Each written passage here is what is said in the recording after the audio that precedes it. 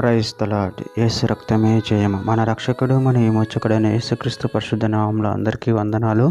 చిన్న ప్రార్థన ద్వారా ఈ ఉదయకాల వాక్య ధ్యానం చేసుకుందాము. పరిశుద్ధుడ మహాగణుడు అయిన దేవ యేసయ్య, సర్వాధికారినైనా మీకే వేలాది వందనములు, కృతజ్ఞత, స్తుతి, స్తోత్రం చెల్లించుకుంటున్నాను. దేవ ఉదయకాలం ప్రభు వాక్యభాగం ధ్యానిస్తుండగా వాక్యభాగం మాకు అర్థమవుతూ సహాయం చేసి మీ కృపలో బలపరిచి మీకు మాదిరిగా మమ్మల్ని నడిపించమని ఈ చిన్న ప్రార్థన ప్రభు యేసుక్రీస్తు అతి పరిశుద్ధ నామములో అడిగి వేడుకుంటున్నాను తండ్రి. Amen amen. కీర్తన గ్రంథం 18వ అధ్యాయం 3వ వచనము. కీర్తనీయుడైన యెహోవాకు నేను మొరపెట్టగా ఆయన నా శత్రువుల చేతుల నుండి నన్ను రక్షించును. ఆమె దేవుడి వాక్యభాగం దీవించును గాక. ప్రభునందు ప్రియులారా, మనము ఇక్కడ వాక్య భావనలు గమనించినట్టయితే కీర్తనీయుడైన యెహోవాకు నేను మొరపెట్టగా ఆయన నా శత్రువుల చేతుల నుండి నన్ను రక్షించును.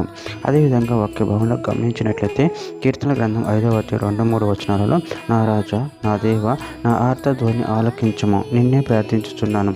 యెహోవా, ఉదయమున నా కంఠస్వరము నీకు వినపడును. ఉదయమున నా ప్రార్థన నీ సన్నిధిని సిద్ధం చేసి కాచియుందును.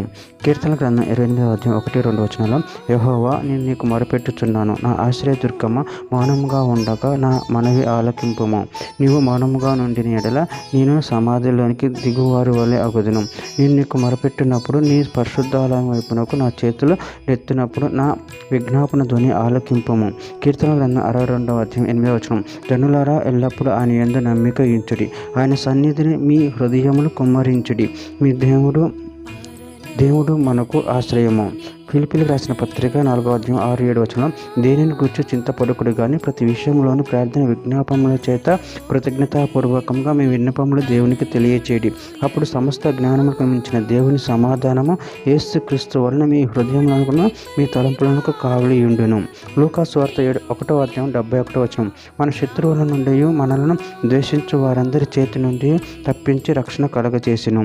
కీర్తనల గ్రంథం 18వ అధ్యాయం 6వ వచనం. నా శ్రమలో నేను యెహోవాకు మొరపెట్టి తిని నా దేవునికి ప్రార్థన చేసి తిని ఆయన తన ఆలయంలో ఆలకించి నా ప్రార్థన అంగీకరించెను. నా మొర ఆయన సన్నిధిని చేరి ఆయన చెవులను చొచ్చెను. చివరిగా ఒక మాట. కీర్తన గ్రంథం 96వ అధ్యాయం 4వ వచనం. యెహోవా మహత్యం కలవాడు, ఆయన అధిక స్తోత్రం పొందదగినవాడు, సమస్త దేవతల కంటే ఆయన పూజనీయుడు. ఆమెన్. దేవుడి వాక్య భాగం దీవించిన కాక చిన్న ప్రార్థన చేసుకుందాము. పరిశుద్ధుడ మహాగణుడు అని దేవ యేసయ్య, మీరు ఇచ్చిన వాక్యాన్ని బట్టి ప్రభు మీ కృతజ్ఞతలు చెల్లించుకుంటున్నాం తండ్రి. మా మొరను ఆలకించే దేవు, మేము పెట్టే మా ప్రార్థన ఆలకించి మమ్మల్ని కాచి కాపాడుతున్న దాన్ని బట్టి ప్రభు కృతజ్ఞతలు చెల్లించుకుంటూ చిన్న ప్రార్థన వేసి నామములో అడిగి పెట్టుకుంటున్నాను తండ్రి. ఆమెన్.